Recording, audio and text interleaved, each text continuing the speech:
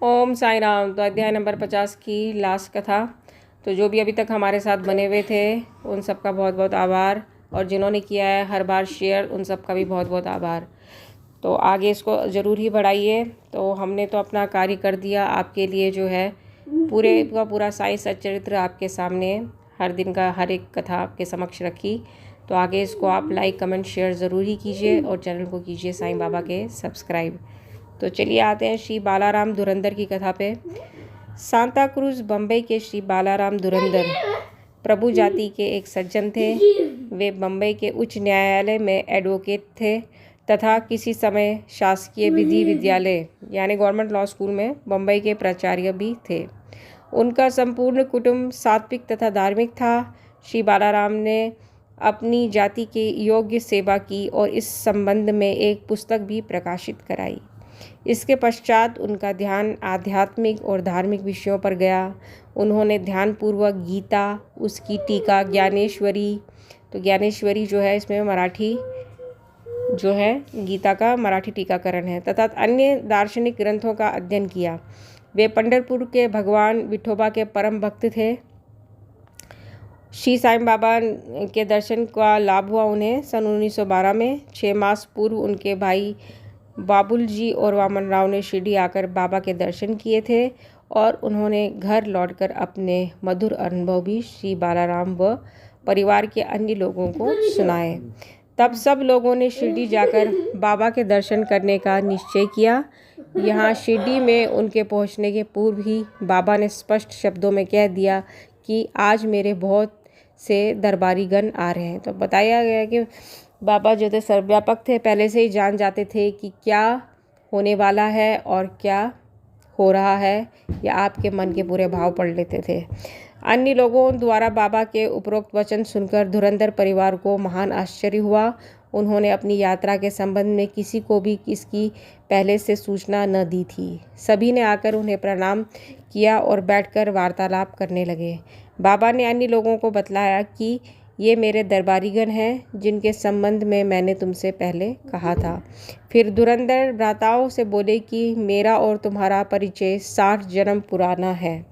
सभी नम्र और सभ्य थे, इसलिए वे सब हाथ जोड़े हुए बैठे बैठे बाबा की ओर निहारते रहे। उनमें सब प्रकार के सात्विक भाव जैसे अश्रुपात, रोमांच तथा कंठ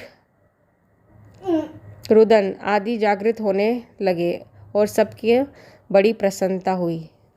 इसके पश्चात वे सब अपने निवास स्थान को गए और भोजन तथा थोड़ा विश्राम लेकर पुनः द्वारका माई आकर बाबा के पांव दबाने लगे।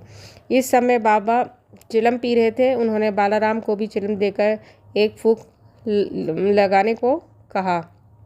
यद्यपि अभी तक उन्होंने कभी धूम्रपान नहीं किया था, फिर भी चिलम हाथ में लेकर बड़ी कठिनाई से उन्होंने एक फूंक लगाई। अब यहाँ पे सब लोग संशय करेंगे कि बाबा ने ऐसा क्यों किया, तो सुनिए ध्यानपूर्वक बाबा ने ऐसे क्यों किया। आदरपूर्वक बाबा को लौटा दी। बालाराम के लिए तो ये अनमोल घड़ी थी। वे 6 वर्ष से श्वास रोग से पीड़ित थे, पर चिलम पीते ही वे रोग मुक्त हो गए। तो ये था बाबा का अनोखा तरीका। तो उनको थी दमे की बीमारी, जो इस प्रकार से समाप्त हो गई। उन्हें फिर कभी यह कष्ट ना हुआ। 6 वर्ष के पश्चात उन्हें एक दिन पुनः श्वास रोग का दौरा आया। ये वही महापुण्यशाली दिन था जबकि बाबा ने महासमाधि ली। वे गुरुवार के दिन शिरडी आए थे। भाग्यवश उसी रात्रि को उन्हें चावड़ी उत्सव देखने का अवसर मिल गया। आरती के समय बालाराम को चावड़ी में बाबा का मुखमंडल भगवान पांडुरंग सरीखा दिखाई पड़ा। तो इसी प्रकार बताया, जैसे जिसका मन में भाव रहा वैसे वैसे बाबा के वैसे ही रूप में उनको बाबा के दर्शन हुए। तो इसी प्रकार बालाराम को जो दर्शन हुए बाबा पांडुरंग में उनको दिखाई दिए। दूसरे दिन काकड़ आरती के समय उन्हें बाबा के मुखमंडल की प्रभा पुनः अपने परम इष्ट भगवान पांडुरंग के सदृश ही दिखाई दी।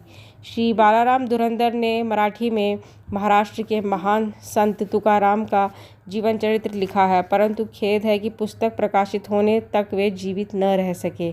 उनके बंधुओं ने इस पुस्तक को सन 1928 में प्रकाशित कराया। इस पुस्तक के प्रारंभ में पृष्ठ 6 पर उनकी जीवनी से संबंधित एक परिच्छेद में उनकी शिरडी यात्रा का पूर्ण वर्णन है। श्री सद्गुरु साईनाथ अर्पणस्तु। शुभम भवतु। तो ये था हमारा साईं सच्चरित्र का पारायण जो सभी भक्तों के लिए था। तो साईं भक्ति में बहुत बड़ा इसका स्थान है। तो साईं भक्ति शुरू ही साईं सच्चरित्र से होती है और वहीं पर जो है ये घनिष्ठ होती चली जाती है। तो जो भी है आध्यात्मिक पथ पे अग्रसर जो चाहते हैं सांसारिक और आध्यात्मिक दोनों लक्ष्यों को प्राप्त करना, अवश्य ही कीजिए आप इन सब कथाओं का श्रवण। अनमोल है ये कथाएं, तो आपके समक्ष हमने लाने का प्रयत्न अवश्य ही किया है। ओम साईं राम। तो ऐसी इच्छा के साथ में कि जो भी कर रहे हैं इन कथाओं का श्रवण, बाबा उन सबकी मनोकामना अवश्य ही पूर्ण करे। बाबा सबके पाप ताप संताप परेशानियां दुख दुविधाएं संदेह जो है जीवन में वो समाप्त करे और जीवन में जितना भी अंधकार है वो सब जो है बाबा के प्रकाश से दूर हो जाए। बोलो सच्चिदानंद सद्गुरु साईनाथ महाराज की जय। तो ऐसी साईं कथाएं आपके समक्ष हम लाते रहेंगे। तो कीजिए चैनल को सब्सक्राइब और पेज को साईं बाबा के फॉलो। कल तक के लिए ओम साईं राम।